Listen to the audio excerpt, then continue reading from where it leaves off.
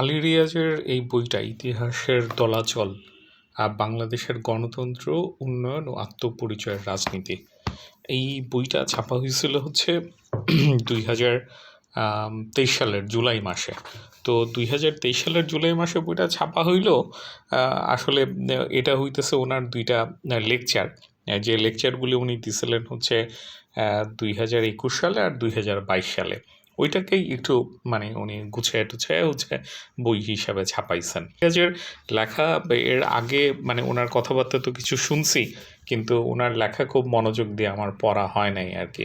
তো ওনার ব্যাপারে আমার ইন্টারেস্ট হইল যে ওই জুলাইয়ের পরে তৃতীয় মাত্রাতে উনি একটা টক শোতে ছিলেন। তো ওইখানে উনি সংবিধান নিয়ে বেশ কিছু কথাবার্তা বলতেছিলেন। তো ওই কথাগুলি বেশ ইন্টারেস্টিং মনে হয়েছে আমার কাছে। তো তখন আমার মনে হলো যে ওনার তো পড়া দরকার, ওনার কোনো কিছু আমি আসলে মিস করে যাইতেছি কি না। তো তখন হইতেছে যে ওনার এই বইটা সামনে পাইলাম। তো তখন এই বইটা কেনা হয়েছিল আরও ওই তো 2-3 মাস আগেই। তো এটা পড়া হয়েছে। পড়া হওয়ার পরে আসলে আমি কি বলে যে আসলে খুব একটা স্যাটিসফাইড হইতে পারি নাই আর কি। বা ওনার যে কথাবার্তা মানে আমার যে এক্সপেকটেশন ছিল সেই জায়গা থেকে আসলে একটু মানে হতাশই হয়েছে। তো হতাশার কথা তো আসলে খুব একটা বলতে চাই না। যে ধরেন আমি যেই জায়গাগুলিকে কথাগুলি ইম্পর্টেন্ট সেগুলি নিয়ে কথা বলা উচিত বইলা মনে করি। আর সেকেন্ড কথা হচ্ছে যেসব কথাবার্তা আসলে ইম্পর্টেন্ট হয়ে উঠতেছে, কিন্তু যেগুলোতে আমার হচ্ছে কোনো বিরোধিতা আছে সেটাও আসলে বলা দরকার। তো ওই সেকেন্ড জায়গা থেকে আসলে দু একটা কথা বলে রাখা বইটা নিয়ে আর কি। তো মানে কোন জায়গাগুলিতে আমার দ্বিমত আছে, মানে আমি ওনার সাথে ডিফার করি, ওই জায়গাগুলিকে আমি আসলে একটু হাইলাইট করে কয়েকটা কথা বলবো আর কি। তো বইটাতে হইতেছে মেনলি 4টা চ্যাপ্টার আছে। এর আগে পরে দু একটা ছোট চ্যাপ্টার আছে, কিন্তু মেনলি ওনার চ্যাপ্টারগুলা হচ্ছে মানে ওই বাংলাদেশের পলিটিক্যাল অবস্থা নিয়ে উনি বলতে চাইছেন। তো ওনার যে ভূমিকাটা সেটা পড়েও তো আসলে ভালোই লাগছিল। মানে উনি যেটা বলতেছিলেন যে আসলে আমাদের এখানে হয়েছে কি যে ইতিহাসকে খুব টাইমের বেসিসে দেখা হয়, যে আসলে এই সময় থেকে এই সময়ে কী ঘটছে, ওই সময় থেকে ওই সময়ে কী ঘটছে। কিন্তু উনি যেটা বলতে চাইতেছেন যে আসলে বরং কিছু ধারণার উপর বেস করে দেখতে পারাটা ভালো। তো এটা ইন্টারেস্টিং।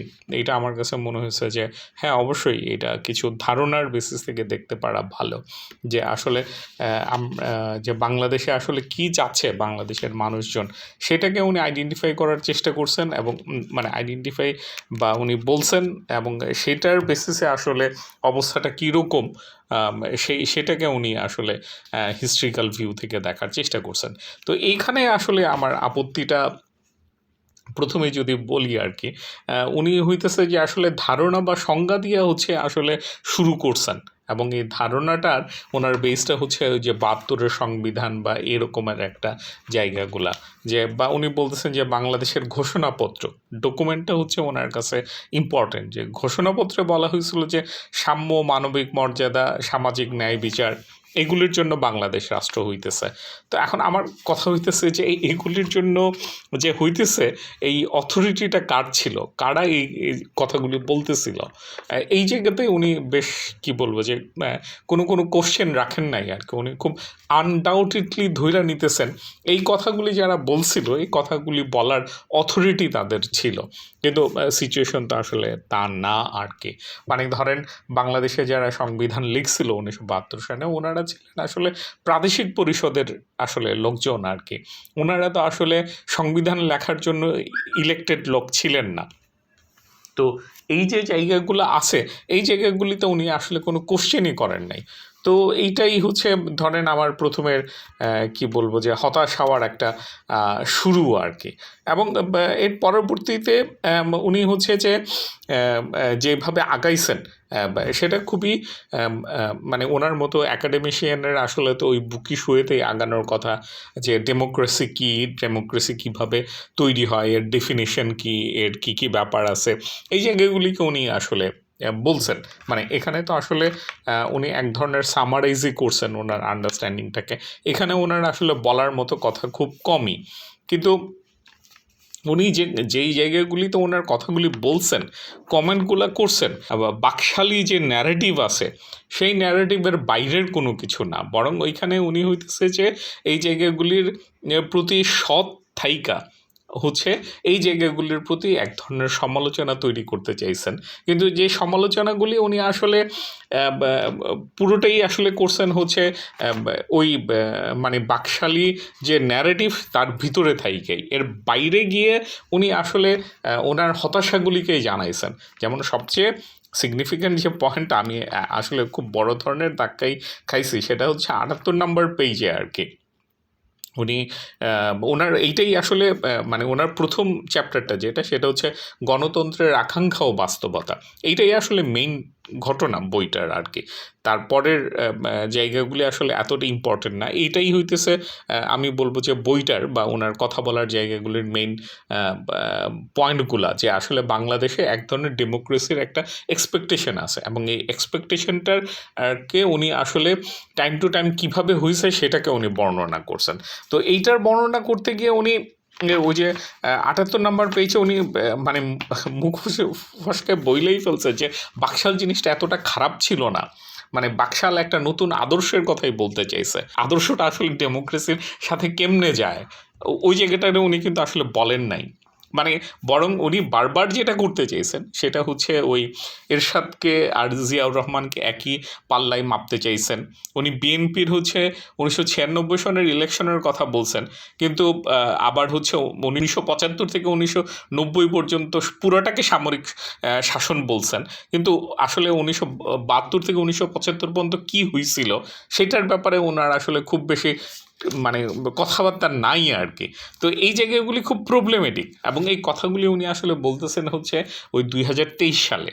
মানে আমি যেটা বলতে চাইতেছি যে ধরেন মুক্তিযুদ্ধের সময় যেমন আসলে বাংলাদেশের গুটি কয়েক লোক ছাড়া আপনি আসলে খুব মানে অনেকেই বাধ্য হয়ে রাজাকারের মধ্যে নাম লেখাইছিল বা অনেকে আসলে পাকিস্তান ধরে রাখতে চাইছিল, কিন্তু ধরেন এই ৭১-এর যে গণহত্যা হয়েছে তার এগেনস্টে কিন্তু অলমোস্ট সব মানুষই ছিলেন বাংলাদেশের।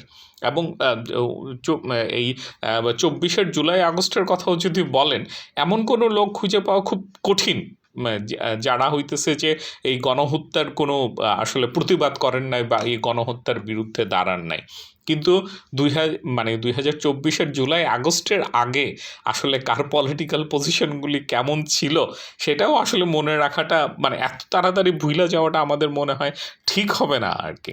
তো আলী রিয়াজের এই বইটাতে হইতেছে যে উনি ক্রিটিক্যাল হয়েছেন মানে এই ৯ বাকশালের যে রিজিমটা ছিল, কিন্তু উনি ক্রিটিক্যাল হয়েছেন তার ইনহেরিয়েন্ট যে ন্যারেটিভ সেটাকে সাবস্ক্রাইব করার ভিতর দিয়েই, মানে এইটার প্রতি উনি ক্রিটিক্যাল ছিলেন না, বরং উনি দেখাইতে চাইছেন যে আসলে বাংলাদেশে গণতন্ত্র তৈরি হচ্ছে না, গণতন্ত্র সাফার করতেছে, এই জায়গাগুলি নিয়ে উনি অবশ্যই কনসার্ন, কিন্তু উনি যেভাবে কনসার্ন হয়েছেন সেই জায়গাটা আসলে প্রবলেমেটিক। মানে এবং ওনার মানে এগুলি বইয়ের ভিতর থেকে আসলে একদম কোটেশনই দেয়া যাবে আর কি, মানে কোটেশন দিয়ে বলার মতো যে এইগুলি আসলে খুবই ভুল কথা।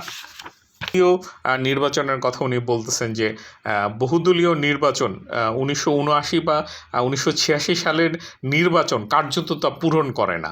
এখন 1979 কথাটা আসলে কিভাবে পূরণ করে না, বা 1986 সালে উনি একটা ইলেকশনের কথা বলছেন আসলে যেখানে আসলে বিএনপি যায় না, কিন্তু এই কথাটা উনি খুব স্পষ্টভাবে বলতে পারতেছেন না। উনি বলতেছেন যে বাংলাদেশের নাগরিকরা 1975 থেকে 1990 সালে জেনারেল জিয়াউর রহমান এবং জেনারেল এইচ.এম. এরশাদের শাসনেই তা প্রত্যক্ষ করেছে। মানে হচ্ছে জিয়াউর রহমান আর হচ্ছে একই লোক, মানে এরশাদ। তো ওনার এই ন্যারেটিভটা তো আসলে খুবই কমপ্লিকেটেড তো অবশ্যই, এবং এটা তো আসলে মাইনা নেওয়ার মতো হওয়া উচিত না বইলা মনে করি। তো উনি এই গণতন্ত্রের আকাঙ্ক্ষার জায়গাটা যেভাবে দেখাইতেছেন সেখানে হইতেছে যে আমার পয়েন্টগুলো হইতেছে যে 1972 থেকে 1975 নিয়ে ওনার কোনো সমালোচনা নাই, এবং 1975 থেকে 1990 পর্যন্ত উনি একদম লিনিয়ারভাবে দেখছেন, এবং হচ্ছে 1991 থেকে 2007-08 পর্যন্ত সেখানেও আসলে ওনার তেমন কোনো উনি মানে ডিফারেন্সগুলির জায়গাতে উনি তৈরি করেন নাই, এবং 2018, 14 এবং 18 জায়গাতে উনি দু একটা মৃদু রকমের ওনার একটা মানে কি বলবো যে একটা অভিমান টাইপের অভিযোগ আছে আর কি। তো এই যে প্যারামিটারগুলা, যে আসলে গণতন্ত্র কোন কোন জায়গাতে আসলে বাধাপ্রাপ্ত হইছে, মানে ডেমোক্রেটিক সোসাইটি আসলে কোন সময় তৈরি হইতে গেছে এবং আসলে কোন সময় তৈরি হইতে পারে নাই, এই জায়গাগুলিকে উনি সিগনিফিকেন্টলি আলাদা করেন নাই। উনি দেখাইতে চেয়েছেন যে বিএনপিও খারাপ, মানে বিএনপিও খারাপ না, বরং বিএনপিই খারাপ। মানে এটার তো সবচেয়ে বড় ব্যাপার হচ্ছে যে উনি একদম ফিনিশিংয়ে 147 নাম্বার পেজে উনি বলতেছিলেন যে আসলে কিভাবে সামনে আগাইতে হবে, সেটা নিয়ে উনি বলতেছিলেন যে বিরোধী দলের আচরণের বিরোধিতা করা মাত্রই তাকে ক্ষমতাসীনের অনুচর বলার সংস্কৃতি অগ্রহণযোগ্য। মানে আসলে বিরোধী দলের সমালোচনা করা যাবে। এখন ধরেন যে জালিম যে খুন করতেছে, আয়না ঘরে রাখছে, মানে গুমখুম করে ফেলতেছে, তার এগেনস্টে যারা হচ্ছে বিরোধী দল, তারা যখন ভুলভাবে আন্দোলন করতেছে সেটারও সমালোচনা করা যাবে আর কি। তো এটা খুবই উইয়ার্ড একটা ঘটনা হয়ে গেছে আর কি। উনি পলিটিক্যালি কারেক্ট থাকতে গিয়ে যেই কাজটা উনি করছেন, মানে তখন 2023 সালে অবশ্যই এই কথাগুলি বলা খুব কঠিন ছিল, কিন্তু উনি যেই ন্যারেটিভটা সাজিয়েছেন সেই ন্যারেটিভটা তো উনি আসলে খুব বেশি ডিজোন করেন বইলেও আসলে মনে হয় নাই আর কি। চ্যাপ্টারটা তো গণতন্ত্রের আকাঙ্ক্ষা ও বাস্তবতা, এবং সেকেন্ড যে চ্যাপ্টারটা হচ্ছে বাংলাদেশের দল ব্যবস্থার অতীত ও ভবিষ্যৎ। এইখানে উনি আসলে খুব সিগনিফিকেন্ট কোনো কমেন্ট করতে পারছেন এইরকম আমার কাছে মনে হয় নাই।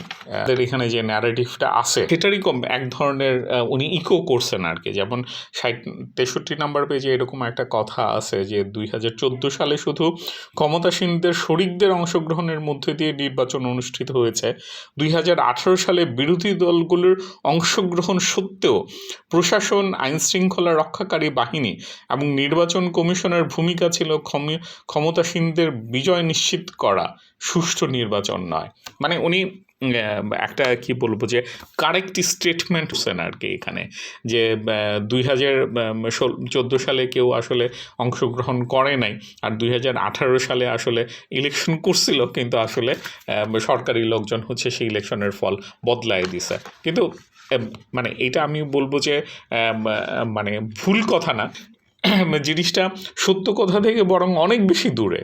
মানে যেইভাবে 2014 ইলেকশনটা হয়েছে, 2018টা হয়েছে, ইলেকশন বলাটা তো খুবই মুশকিলের ব্যাপার আর কি। কিন্তু উনি এই জায়গাগুলিতে ক্রিটিক্যাল হইতে পারছেন, সেটা আমার কাছে মনে হয় নাই। মানে আওয়ামী লীগও খারাপ, বিএনপিও খারাপ, এটা হইতেছে যে ওনার মানে কথাগুলার একটা সামারি আর কি। এবং এইখানেই উনি আসলে এই বাকশালের জায়গাটাকে, প্রসঙ্গটা টানছিলেন, যেন তেমন কোনো দোষ করে নাই, এই রকমের একটা জায়গাতে উনি আসলে প্রজেক্ট করার জায়গাতে গেছেন আর কি। তো উনি আসলে মানে দলগুলির ব্যাপারে আমি বলবো যে বলেন নাই, ভুল কথা বলেন নাই, কিন্তু হচ্ছে নতুন কোনো স্টেটমেন্টও এখানে মেক করতে পারেন নাই। আর 3 নম্বর যেটা চ্যাপ্টারটা, সেটা হচ্ছে উন্নয়ন কোন পথে এগুচ্ছে বাংলাদেশ। এইটা নিয়ে আসলে উনি তো আসলে ইকোনমিক্সের লোকও না, এখানেও আসলে উনি স্ট্যান্ডার্ড যে ন্যারেটিভটা আছে সেটা নিয়ে উনি কথা বলছেন আর কি। হ্যাঁ, তো এখানে খুব ইন্টারেস্টিং একটা কথা উনি বলতেছিলেন, দুর্ভিক্ষটা নিয়ে বলতেছিলেন যে যুদ্ধ বিধ্বস্ত অবকাঠামো পুনর্গঠন এবং অর্থনীতিকে সচল করার ক্ষেত্রে সরকারের প্রশংসনীয় সাফল্য, মানে প্রশংসনীয় সাফল্য ছিল, সেটা দুর্নীতি দলীয়করণের কারণে সেটা হয় নাই, এবং আন্তর্জাতিক রাজনীতিতে অপরিণামদর্শী পদক্ষেপের কারণে দেশের দুর্ভিক্ষের সূচনা হয়। মানে মানে that's not the correct statement আর কি। তো এই এই এই জিনিসগুলি উনি খুব কন্টিনিউ করছেন, যে স্ট্যান্ডার্ড যে ন্যারেটিভটা আছে সেই ন্যারেটিভটাকে উনি আসলে ফলো করে গেছেন, মানে ওনার পলিটিক্সের জায়গাতে, ইকোনমিক্সের জায়গাতে, সব জায়গাতেও। একটা খুব ইন্টারেস্টিং পয়েন্ট উনি এখানে মেনশন করছেন, সেটা হচ্ছে যে বাংলাদেশে যে ইনইকুয়ালিটির জায়গাটা ছিল সেটা কিন্তু 1982-83-84 পর্যন্ত আসলে বাড়ে নাই। হ্যাঁ, এবং উনি আরও ভুল কথা আমি বলছেন, সেটা আমার ধারণা যে উনি বলছেন যে বাংলাদেশে যে মানে সরকারের খেলাপি ঋণ, এটা হচ্ছে জিয়ার রহমানের আমলে বাড়তে শুরু করছে। তো এইটারও আসলে উনি কোনো স্টেটমেন্ট দেন নাই, বরং জিয়ার রহমানের সময়ের যে ঘটনাগুলি ঘটছে ইকোনমিক্সের, ইমিগ্রেন্ট লেবার, গার্মেন্টস, এই জায়গাগুলিকে বরং উনি আসলে এনাফ হাইলাইট করতে পারেন নাই বা করতে রাজি হন নাই আর কি। বাংলাদেশের ইকোনমির জায়গাটা আসলে তো এখন মোটামুটি সবাই স্বীকার করবেন যে আসলে এটা 1980-র দিক থেকে আসলে এটা রিভাইভ করতে শুরু করছে। এক ধরনের সরকারিকরণ যেটা হইতেছিল বাকশাল আমলে, সেখান থেকে হইতেছে যে এটা আসলে টার্ন অ্যারাউন্ড করছে। তো ইকোনমিক্সের জায়গাতেও উনি আসলে ওই জায়গাগুলিকে ওনার ওই পলিটিক্যাল ন্যারেটিভের কারণে আসলে নতুন করে হাইলাইট করতে পারেন নাই। আরেকটা 4 নম্বর চ্যাপ্টারটা ওনার হচ্ছে আত্মপরিচয়ের রাজনীতি।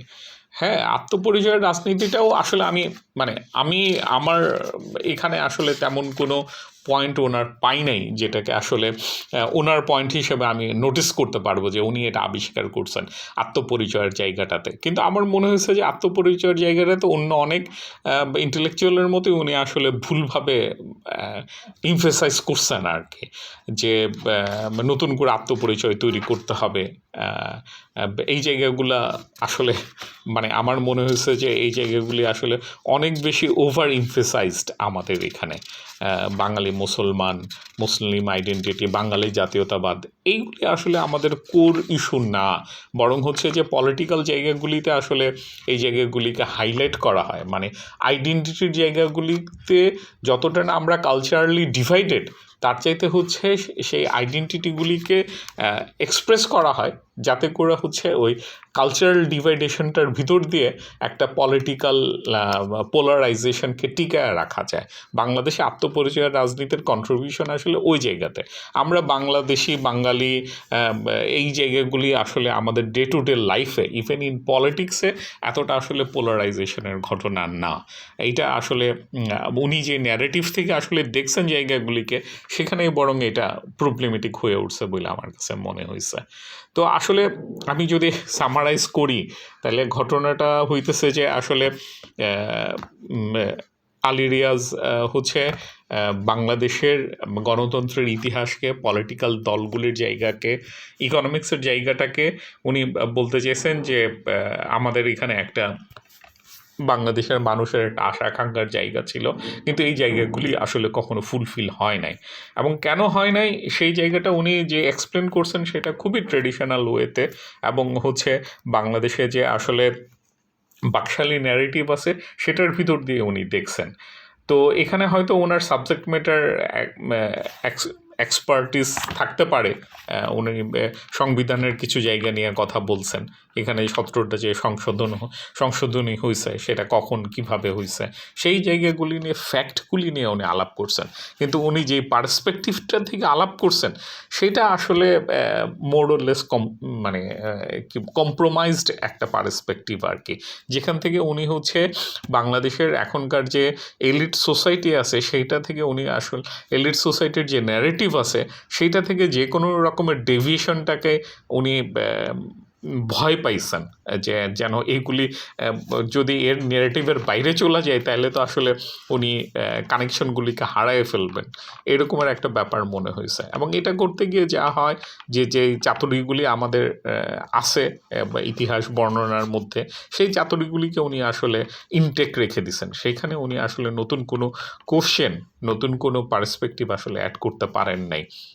আসলে বাংলাদেশের মানুষ কি চায় সেটা আসলে 1972 সালে যারা ঠিকঠাক করে দিছিল, এখনও 2024-এর পরে যারা ঠিক করে দিতে চাইতেছে, তাদের অথরিটির জায়গাটাতে প্রশ্ন না তুইলা আপনি তো আসলে এইটাই চাইতেছে এবং এটা কতটুকু অ্যাচিভ হইতেছে সেই জায়গাতে আপনি কন্ট্রিবিউট করতে পারেন না আর কি। এখানে গোড়া থেকেই সমস্যাটা রয়ে গেছে। তো আলী রিয়াজ সাহেব হচ্ছে যে ওনার একটা, আমি ফিল করছি যে একটা হয়তো চক্ষু লজ্জার একটা ব্যাপার আছে।